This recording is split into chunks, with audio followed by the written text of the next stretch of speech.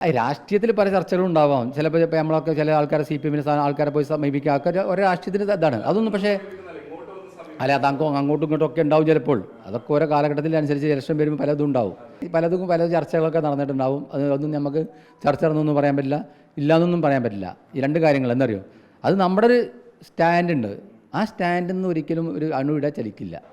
Aryadan Shoukath municipality ചെയർമാനും പഞ്ചായത്ത് പ്രസിഡൻറ്റും പല പ്രതിസന്ധി ഘട്ടങ്ങളിലും ജനങ്ങളുമായി സംവാദിക്കുകയും ജനങ്ങൾക്ക് വേണ്ട കാരുണ്യ പ്രവർത്തനങ്ങൾ ഏർപ്പെടുകയും അതിന് മുൻപന്തിയിൽ നിന്ന ഒരാളാണ്. നിലമ്പൂർ ഉപതെരഞ്ഞെടുപ്പിന്റെ പശ്ചാത്തലത്തിൽ ഈ ഒരു ഘട്ടത്തിൽ നമുക്കൊപ്പം ചേരുന്നത് മൂത്തേടം പഞ്ചായത്തിന്റെ പ്രസിഡന്റ് കൂടിയായിട്ടുള്ള P. ഉസ്മാനാണ്. നിലമ്പൂർ നിയോജക മണ്ഡലത്തിൽ തന്നെ ഏറ്റവും അധികം വന്യജീവി ആക്രമണങ്ങൾ റിപ്പോർട്ട് ചെയ്യുന്ന ഒരു പഞ്ചായത്ത് കൂടിയാണ് മൂത്തേടം പഞ്ചായത്ത് എന്നുള്ളത്. ഇക്കഴിഞ്ഞ 9 വർഷത്തിനിടയിൽ 3ഓളം ആളുകൾ വന്യജീവി ആക്രമണത്തിൽ കൊല്ലപ്പെട്ടിട്ടുണ്ട്, നിരവധി ആളുകൾക്ക് പരിക്ക് സംഭവിച്ചിട്ടുണ്ട്. എന്താണ് ഈ ഒരു പഞ്ചായത്തിലെ ജനപ്രതിനിധികൾക്ക് ഈ ഉപതെരഞ്ഞെടുപ്പുമായി ബന്ധപ്പെട്ട് നമ്മളോട് പങ്കുവെക്കാനുള്ളതെന്ന് ചോദിക്കാം. അതായത് മൂത്തേടത്തെ സംബന്ധിച്ച് ഈ ഒരു ഉപതെരഞ്ഞെടുപ്പിൽ എന്തൊക്കെ വിഷയങ്ങളായിരിക്കും ചർച്ച ചെയ്യപ്പെടാൻ പോകുന്നത്, നിങ്ങൾ ആവശ്യപ്പെട്ടിട്ടും ഇപ്പോഴും പരിഗണിക്കപ്പെടാത്തതും അതോടൊപ്പം തന്നെ ഇവിടെ നടപ്പിലാക്കിയ വികസന പ്രവർത്തനങ്ങൾ, അവയെക്കുറിച്ചൊന്ന് പറയാം. മൂത്തേടത്ത് ഏറ്റവും കൂടുതൽ പ്രയാസം അനുഭവിക്കുന്നത് മൂത്തേടം പഞ്ചായത്ത് വരുന്ന 3 ഭാഗം പുഴകളാലും ഒരു ഭാഗം വനത്താൽ ചുറ്റപ്പെട്ട പ്രദേശമാണ്. ആ പ്രദേശത്ത് കർഷക മേഖലയാണ് ഏറ്റവും കൂടുതൽ. ആ മേഖലയിൽ നമുക്കറിയാം, കർഷകർക്ക് അവരുടെ ഉപജീവനത്തിന് മാർഗത്തിനുള്ള കൃഷി ചെയ്യാൻ പറ്റാത്ത വലിയ വന്യജീവി ആക്രമണങ്ങളാണ് ഉണ്ടായിക്കൊണ്ടിരിക്കുന്നത്. 2-3 പേരുടെ ജീവഹാനി പിന്നെ സംഭവിച്ചിട്ടുണ്ട്. അപ്പോൾ ഇവിടെ ഞങ്ങൾ നിരന്തരമായി പറയുന്നത് ഈ വനമേഖലയുമായി ബന്ധപ്പെട്ടുള്ള സ്ഥലങ്ങളിൽ മതിൽ സൃഷ്ടിക്കുക എന്നുള്ളതാണ്. ഏറ്റവും പ്രായോഗികമായ കാര്യം അതാണ്. വന്യജീവി ആക്രമണം തടയാൻ ഫെൻസിങ് പോരാ, മതിൽ വേണമെന്നുള്ളൊരു ആവശ്യം നിങ്ങൾ ഉന്നയിച്ചിരുന്നു. പക്ഷേ അത് സർക്കാർ അംഗീകരിച്ചില്ല. ഫണ്ടിൻ്റെ അപര്യാപ്തത കൊണ്ട് അത് സാധ്യമായിട്ടില്ല. ഇപ്പോൾ ഹാങ്കിങ് ഫെൻസിങ് ക്യാഷ് കാർഡ് വെക്കാൻ നോക്കാം MLA ഒരു ദിവസം ഇവിടെ പറഞ്ഞിരുന്നു, പാസ്സായിട്ടുണ്ടെന്ന് പറഞ്ഞു. പക്ഷെ അതൊന്നും ഇവിടെ 2015 ഇവിടെ ഒരു നിവേദനം കൊടുക്കുന്ന അടിസ്ഥാനത്തിൽ ഒരു മതിൽ സൃഷ്ടിച്ചിട്ടുണ്ടായിരുന്നു. ബാക്കിയൊരു മതിൽ സൃഷ്ടിക്കാൻ വേണ്ടി 2 കോടി രൂപ വകയിരുത്തിയാണ് കഴിഞ്ഞ UDFൻ്റെ സർക്കാർ ഇറങ്ങുന്നത്. അത് ഊരാലുങ്കൽ ടെൻഡർ എടുത്തു എന്ന് MLA ഇവിടുത്തെ വിളിച്ചു കൂട്ടിയ മോഹൻ എന്ന് പറഞ്ഞ ഒരാൾ, കുട്ടപ്പൻ എന്ന് പറഞ്ഞ ആൾ വട്ടപ്പാടത്ത് മരിച്ചപ്പോൾ ഇവിടെ ഒരു സർവകക്ഷി യോഗം വിളിച്ചിരുന്നു ഈ പഞ്ചായത്ത് ഹാളിൽ വെച്ചിട്ട്. അന്ന് കൃത്യമായിട്ട് പറഞ്ഞു അത് ഊരാലുങ്കൽ സൊസൈറ്റി ആ 2 കോടി രൂപയുടെ വർക്ക് എടുത്തിട്ടുണ്ടെന്ന് പറഞ്ഞു. ഇവിടെ 1.5 കിലോമീറ്റർ അതിന് മുന്നേ മതിൽ നിർമ്മിച്ചിട്ടുണ്ട്, UDFൻ്റെ കാലത്താണ്. പക്ഷേ പിന്നീട് ആ മതിൽ നിർമ്മിക്കുന്ന ഒരു സാഹചര്യം ഉണ്ടായിട്ടില്ല. അതിനുശേഷം പറഞ്ഞു ക്രാഷ് കാർഡാണ് ഉപയോഗിക്കുന്നത് പറഞ്ഞു, അതും വരാതെ ഇരുന്നു. അതിനുശേഷം നമ്മൾ ഹാങ്കിങ് ഫെൻസിങ്ങിന് വേണ്ടി നിരന്തരമായ പരിശ്രമം നടന്നുകൊണ്ടിരിക്കുകയാണ്. ഫണ്ടിൻ്റെ അപര്യാപ്തത കൊണ്ട് ഹാങ്കിങ് ഫെൻസിങ് നിർമ്മിക്കാമെന്ന് പറഞ്ഞു. അത് പറഞ്ഞ് ഇപ്പോൾ 10 കിലോമീറ്റർ ഹാങ്കിങ് ഫെൻസിങ് നിർമ്മിക്കാൻ വേണ്ടി സംവിധാനം ഒരുക്കി 3 വർഷങ്ങളായി അതിൻ്റെ പുറകെ നടക്കുകയാണ്. ഇപ്പോൾ ടെൻഡറായി എന്ന് പറഞ്ഞിട്ടുണ്ട്. അതുപോലെ തന്നെ ജന്മം പദ്ധതി കാർഷിക PMGK പദ്ധതിയിൽ ഈ പൂളക്കപ്പാറ മുതൽ കാറ്റാടി വരെയും നമ്മൾ നിരന്തരമായി ബന്ധപ്പെട്ടുകൊണ്ട് കൃഷി വകുപ്പിൻ്റെ കീഴിൽ 220 കോടി മലപ്പുറം ജില്ലയ്ക്ക് അനുവദിച്ചിട്ടുണ്ട്. അതൊരു 9 കിലോമീറ്റർ കൂടി നമുക്ക് കിട്ടിയിട്ടുണ്ട്. പക്ഷേ ഇപ്പോഴും അത് നിർമ്മാണ പ്രവർത്തനം നടന്നിട്ടില്ല എന്നുള്ള യാഥാർത്ഥ്യമുണ്ട്. അപ്പോൾ ഞങ്ങൾ ഏറ്റവും കൂടുതൽ ഇവിടുത്തെ പ്രശ്നം എന്ന് പറയുന്നത് വന്യമൃഗശല്യം തന്നെയാണ് ഒരു പരിധിവരെ. രണ്ടാമത് ഗതാഗത സൗകര്യങ്ങൾ. നമുക്കറിയാം മൂത്തേടം പഞ്ചായത്തിൽ ഏറ്റവും കൂടുതൽ റോഡുകളില്ല, ഈ സംസ്ഥാനത്ത് ഏറ്റവും റോഡുള്ള പഞ്ചായത്താണ്. കഴിഞ്ഞ 5 വർഷം ഈ റോഡുകളൊക്കെ വളരെ ശോചനീയാവസ്ഥയായി. 2010 മുതൽ 2015 വരെ ഞാൻ പ്രസിഡൻ്റായിരിക്കുന്ന സമയത്താണ് ഇവിടുത്തെ 2-3 റോഡുകൾ PWDയിൽ കൊടുക്കുന്നത്, ഒറ്റത്തവണ ചെയ്യുന്നത്. റബ്ബറൈസർ റോഡ് വരെ ഉണ്ടാക്കിയിട്ടുണ്ട്. ആ കാലഘട്ടത്തിൽ ഉണ്ടാക്കിയാൽ പിന്നീട് വന്ന ഭരണസമിതിയോ സംസ്ഥാന സർക്കാരിനോ ഒരു റോഡ് പോലും PWD ഏറ്റെടുക്കാൻ പറ്റിയിട്ടില്ല. ഇവിടെ കൊണ്ടുവന്നത് മുഴുവൻ ഐക്യജനാധിപത്യ മുന്നണിയാണ്. അതുപോലെ തന്നെ ലൈഫ് മിഷൻ പദ്ധതി ഏറ്റവും അധികം ആൾക്കാർ ആഗ്രഹിച്ച ഒരു പദ്ധതി. ഭവനരഹിതരായ ഭൂരഹിതരായ ഒട്ടനവധി ആൾക്കാരുള്ള ഒരു പഞ്ചായത്തായിരുന്നു. ഞാനിവിടെ അധികാരത്തിൽ കയറുമ്പോൾ 2020 ഇവിടെ അധികാരത്തിൽ കയറുമ്പോൾ 1000ഓളം ഭവനരഹിതരായ ആൾക്കാർ 152, 200, 242ഓളം ഭൂരഹിതരായ ആൾക്കാരുണ്ടായിരുന്നു. 2018 152 ഭൂരഹിതരായ ആൾക്കാരുണ്ടായിരുന്നു. ആൾക്കാരെ മുഴുവൻ വിളിച്ചു ചേർത്ത് അവർക്ക് വേണ്ട ഭൂമി അവരുടെ സ്വന്തമായിട്ട് വാങ്ങാൻ പറഞ്ഞു. അതിന് മുഴുവൻ ആൾക്കാരും ക്യാഷ് കൊടുത്തു. 152 പേരിൽ 130 പേര് അത് ഭൂമി വാങ്ങിയാൽ വീട് കൊടുത്തു. അതിനുശേഷം കഴിഞ്ഞ ഭരണസമിതിക്കാർ 143 വീടുകൾ മാത്രമേ കൊടുക്കാൻ പറ്റുകയുള്ളൂ. ബാക്കി 800ഓളം വീടുകൾ ഈ ഭരണസമിതി വന്നതിന് ശേഷമാണ് അത് കൊടുത്തുകൊണ്ടിരിക്കുന്നത്. ഈ ഉപതെരഞ്ഞെടുപ്പിൽ നിങ്ങൾ ആഗ്രഹിക്കുന്ന ഒരു പരിഗണന എന്താണ് മൂത്തേടത്തെ സംബന്ധിച്ച്? മൂത്തേടത്തിന് നമുക്കറിയാം കുറേ പ്രതിസന്ധി പ്രശ്നങ്ങളാണ്. കാരണം മൂത്തേടത്തെ പഞ്ചായത്ത് എന്ന് പറഞ്ഞാൽ കാർഷിക മേഖല ഞാൻ പറഞ്ഞല്ലോ. ഇവിടെ കാർഷിക മേഖല ഒരു വിപണന കേന്ദ്രം, കാർഷിക സംഭരണ കേന്ദ്രം. കാരണം ന്യായമായ വില ലഭിക്കണം. ഇപ്പോഴും അവർക്ക് ന്യായമായ വില ലഭിക്കുന്നില്ല. അപ്പോൾ ഒരു സംഭരണ കേന്ദ്രം മൂത്തേടം അടിയന്തരമാണ്. ആ സംഭരണ കേന്ദ്രത്തിലൂടെ അത് കളക്ട് ചെയ്യും, അത് വിപണനം നടത്തുന്ന സാഹചര്യങ്ങൾ ഉണ്ടാകണം. ആ ഒരു സാഹചര്യം ഇപ്പോൾ നിലവിലില്ല. അതോടെ തന്നെ ഒട്ടനവധി ജനകീയ പ്രശ്നങ്ങളുണ്ട് ഇവിടെ. ഞാൻ പറഞ്ഞത് വികസനത്തിൻ്റെ കാര്യത്തിൽ ഈ ഭൂരഹിതരായ ആൾക്കാർ ഇപ്പോൾ ഇപ്പോഴും ഉണ്ട്. പിന്നെ ഒരു 93 ആൾക്കാർ ഇപ്പോഴും നിൽക്കുകയാണ്. 2020 അപേക്ഷ മേടിച്ച് അവർക്ക് സർക്കാർ ഒരു പൈസ പോലും തരുന്നില്ല. പഞ്ചായത്തിൻ്റെ ഫണ്ട് എന്ന് പറയുമ്പോൾ മൂത്തേടം പഞ്ചായത്തിൽ പ്രത്യേകതയാണ്. ഏറ്റവും തനത് വരുമാനം കുറഞ്ഞ ഒരു പഞ്ചായത്താണ് മൂത്തേടം പഞ്ചായത്ത്. കാരണം 37-47 ലക്ഷം രൂപയാണ് ആകെ ഇവിടെ ഒരു വർഷത്തെ വരുമാനം എന്ന് പറയുന്നത്. ഇവിടെ സംസ്ഥാന സർക്കാർ ഒന്നും പരിഗണിച്ചില്ല എന്നാണ് അങ്ങ് പറയുന്നത്. ഈ മലയോര ഹൈവേ ഈ മേഖലയിലൂടെ ഉൾപ്പെടെയല്ലേ കടന്നു പോകുന്നത്? അതുൾപ്പെടെ ഈ ഒരു മേഖലയിൽ മുതൽക്കൂട്ടല്ലേ? ഓക്കെ, മലയോര ഹൈവേ എന്ന് പറയുന്നത് മാത്രമല്ലല്ലോ ഒരു വികസനത്തിൻ്റെ നാടിൻ്റെ വികസനം എന്ന് പറയുന്നത്. മലയോര വികസനമില്ല എന്നല്ല പറഞ്ഞത്, സർക്കാർ പരിഗണിച്ചില്ല എന്നുമല്ലാണ്. ഇപ്പം ഞങ്ങൾ ഭരണസമിതി വന്നിട്ട് 2 PMGS റോഡ് കൊടുന്നു, ഒരു പാലം കൊടുന്നു. അത് മാത്രമല്ല വികസനം എന്ന് പറഞ്ഞത്.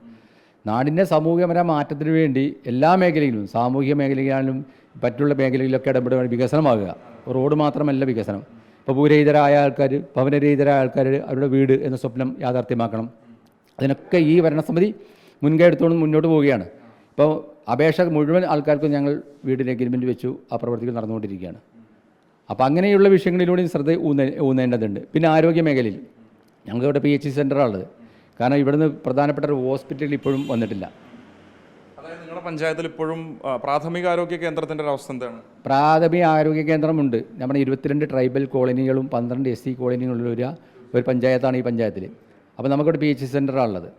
അവിടെ 2 ഡോക്ടേഴ്സാണുള്ളത്. നമ്മളൊരു ഡോക്ടറെ നമ്മൾ വെച്ചിരിക്കുകയാണ്. 2 ഫാർമസിസ്റ്റിനെ നമ്മൾ പഞ്ചായത്ത് വെച്ചിരിക്കുകയാണ്.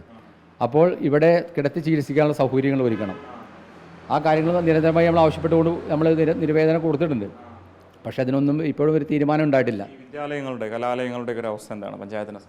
ഇവിടെ ഒരു പ്രൊഫഷണൽ കോളേജില്ല. കോളേജ് എന്നാണ് അൺഎയ്ഡഡിലാണുള്ളത്. അപ്പോൾ ഒരു കോളേജ് ഇവിടെ വരും എന്നൊക്കെ പറഞ്ഞ് ഇവിടെ സ്ഥലം നോക്കുന്നൊക്കെ പറഞ്ഞ ഒരു കാലത്ത് MLA ഒക്കെ വന്ന് പറഞ്ഞിരുന്നു, വാഗ്ദാനങ്ങളൊക്കെ നൽകിയിരുന്നു. പക്ഷേ ഇപ്പോഴും അത് യാഥാർത്ഥ്യമായിട്ടില്ല.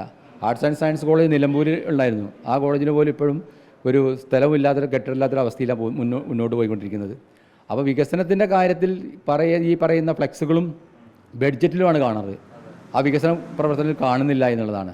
രാഷ്ട്രീയത്തിലേക്ക് വന്നാൽ മണ്ഡലത്തെ സംബന്ധിച്ച് മൂത്തേടം പഞ്ചായത്തിൻ്റെ ഒരു സ്ഥിതി എന്താണ്? നിങ്ങൾ UDFൻ്റെ സാധ്യതകൾ എങ്ങനെയാണ് മനസ്സിലാക്കുന്നത്? കോൺഗ്രസ് നേതാവെന്നത് കോൺഗ്രസ് എന്ന് പറഞ്ഞാൽ UDFൻ്റെ മുന്നണി പ്രവർത്തകർ ശക്തമായി മുന്നോട്ട് പോകുന്നുണ്ട്. ഇവിടെ ഐക്യജനാധിപത്യ മുന്നണിക്ക് മൃഗീയമായ ഭൂരിപക്ഷം ഉണ്ടാവും. എന്നും ഐക്യജനാധിപത്യ മുന്നണിയെ ഇവിടെ നെഞ്ചിലേറ്റിയ ആൾക്കാരാണ് ജനങ്ങൾ.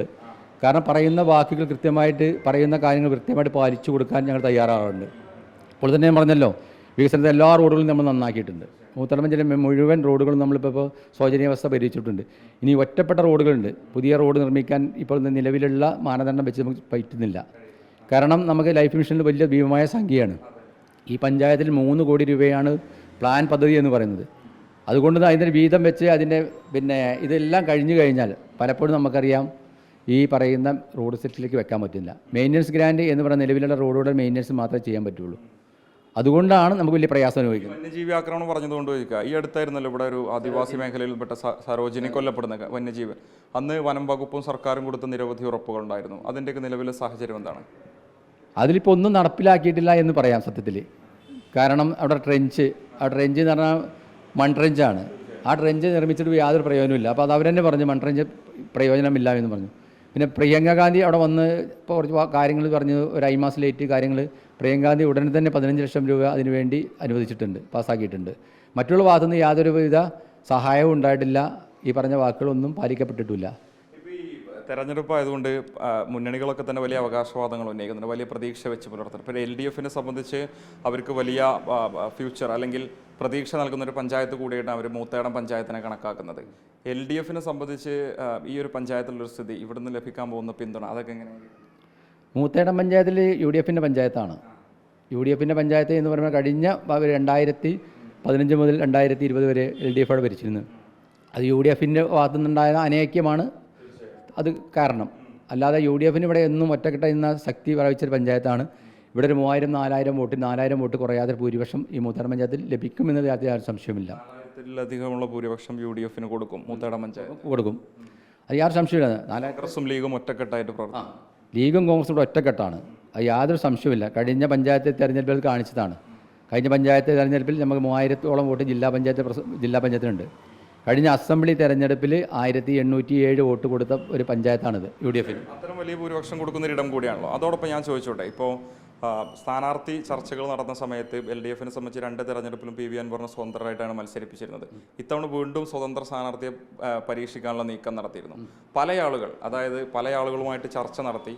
അതിൽ അങ്ങയുടെ പേരും പ്രചാരണത്തിലുണ്ടായിരുന്നു. മുത്തേടം പഞ്ചായത്ത് പ്രസിഡന്റായിട്ടുള്ള കോൺഗ്രസിൻ്റെ എടക്കരയിലെ നേതാവ് കൂടിയായിട്ടുള്ള P. ഉസ്മാനെ സ്ഥാനാർത്ഥിയാക്കാനുള്ള ശ്രമം CPM-ന്റെ ഭാഗത്തുനിന്നുണ്ടായിരുന്നു. ചർച്ച നടത്തിയിരുന്നു എന്ന് പറയുന്നുണ്ട്. സ്വാഭാവികമായിട്ട് കോൺഗ്രസിൻ്റെ DCC നേതാവായിട്ടുള്ള ബീനയെ BJP കൊണ്ടുവരാൻ ശ്രമിച്ചിരുന്നു. പക്ഷേ കറകളഞ്ഞ കോൺഗ്രസ്സുകാരെ സംബന്ധിച്ച് ഒരു തരത്തിലും അംഗീകരിക്കാതെ അതിന് പ്രതീക്ഷ കൊടുക്കാതെ അവർ നിലപാട് വ്യക്തമാക്കിയിരുന്നു. അങ്ങയോട് നേരിട്ട് ചോദിക്കുന്നതാണ്, അങ്ങനെ എന്തെങ്കിലും ചർച്ച നടന്നിരുന്നു?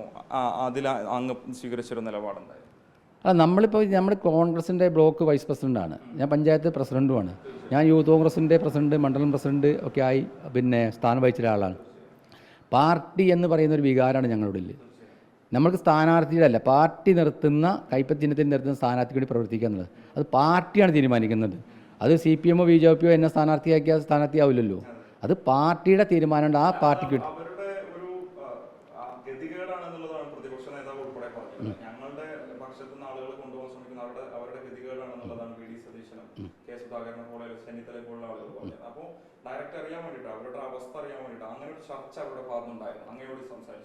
അല്ല, അത് നമുക്ക് അങ്ങനത്തെ കാര്യങ്ങളൊക്കെ പലതും ചെല്ലുണ്ട്. അത് നമുക്ക് അങ്ങനെ പറയാൻ പറ്റുന്ന കാര്യങ്ങളല്ലല്ലോ. നിഷേധിക്കുന്നില്ല, അങ്ങനെ ചർച്ച നടന്നിട്ടുണ്ട്. നിഷേധിക്കുന്നുമില്ല, ഉണ്ടെന്നും പറയുന്നില്ല, അത് പറയാൻ പറ്റില്ലല്ലോ. അതൊക്കെ എന്നിട്ട് നമ്മൾ പലതും രാഷ്ട്രീയത്തിന് അപ്രദമായ ചർച്ചകളുണ്ടാവും, സംസാരങ്ങളുണ്ടാവും, പാർട്ടിക്ക് അതീതമായ ബന്ധങ്ങളുണ്ടാവും. അപ്പോൾ ആ ബന്ധങ്ങളും സംസാരങ്ങളും ഒരു പുറത്ത് പറയുക എന്ന് പറയുന്നത് ഒരു രാഷ്ട്രീയ മാന്യതയല്ല. സ്വകാര്യ സംഭാഷണങ്ങളുണ്ടാവും, സ്വകാര്യ സംഭാഷണം ഉണ്ടാവും, ചർച്ചകളുണ്ടാവും. അതൊന്നും നമുക്ക് മറ്റുള്ളവരുടെ മുന്നിൽ പറഞ്ഞ് അതൊരു രാഷ്ട്രീയ മര്യാദയല്ല എന്ന് വിശ്വസിക്കുന്ന ഒരാളാണ് ഞാൻ.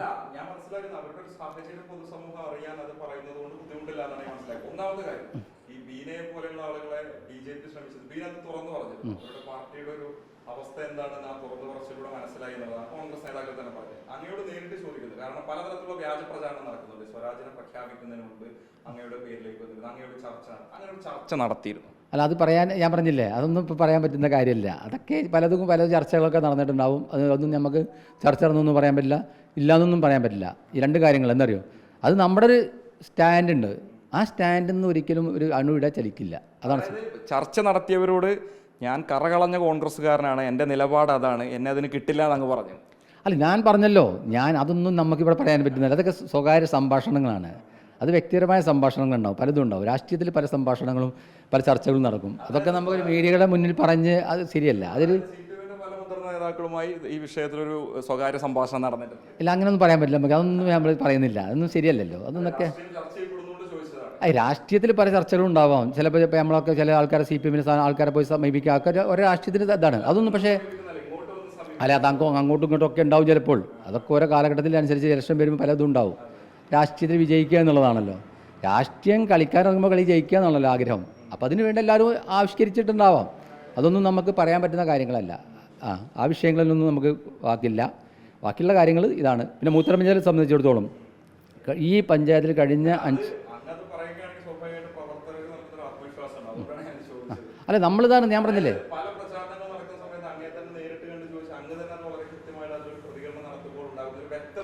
ഞാൻ പറഞ്ഞാൽ ഞാൻ ഇപ്പോൾ കോൺഗ്രസിൻ്റെ ബ്ലോക്ക് വൈസ് പ്രസിഡൻറ്റും പഞ്ചായത്തിൻ്റെ പ്രസിഡൻറ്റുമാണ്.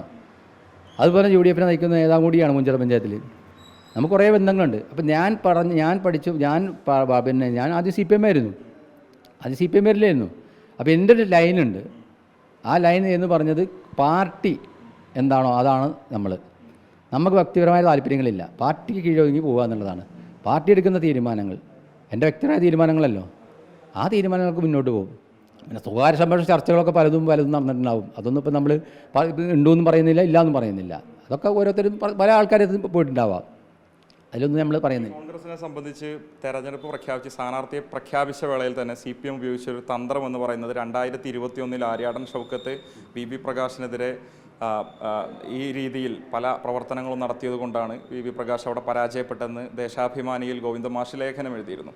നിലവിലെ സാഹചര്യത്തിൽ അതേ രീതിയിലുള്ള വിഭാഗീയ പ്രവർത്തനങ്ങൾ ഇവിടെ ഉണ്ട് എന്നുള്ളതാണ് CPM-ന്റെ ആരോപണം. അങ്ങയുടെ വിലയിരുത്തൽ കോൺഗ്രസ് ഒറ്റക്കെട്ടാണോ, അല്ലെങ്കിൽ എന്തെങ്കിലും പ്രശ്നങ്ങളോ?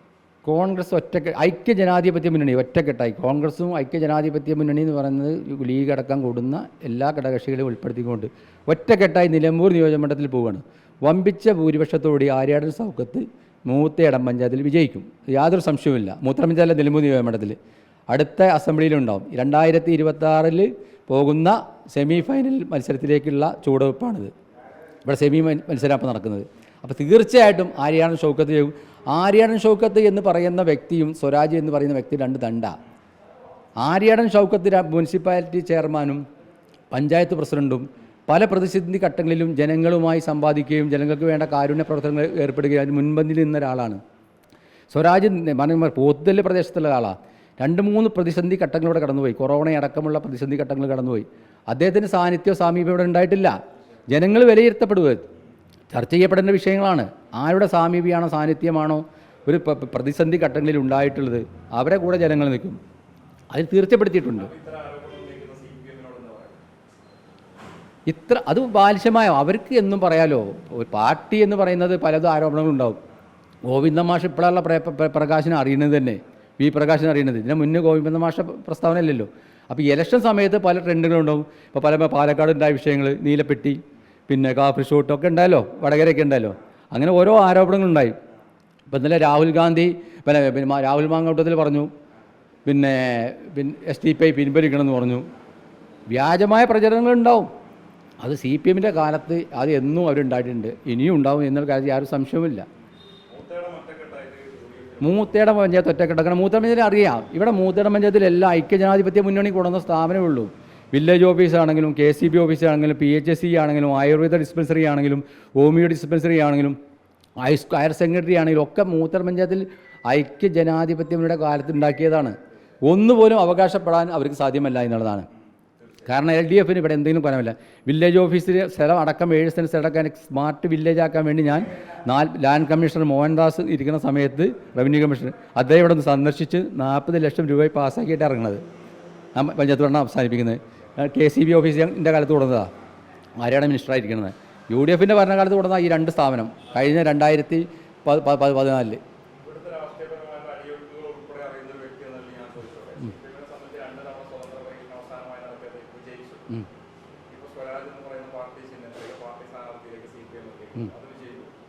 ഒരിക്കലുമില്ല.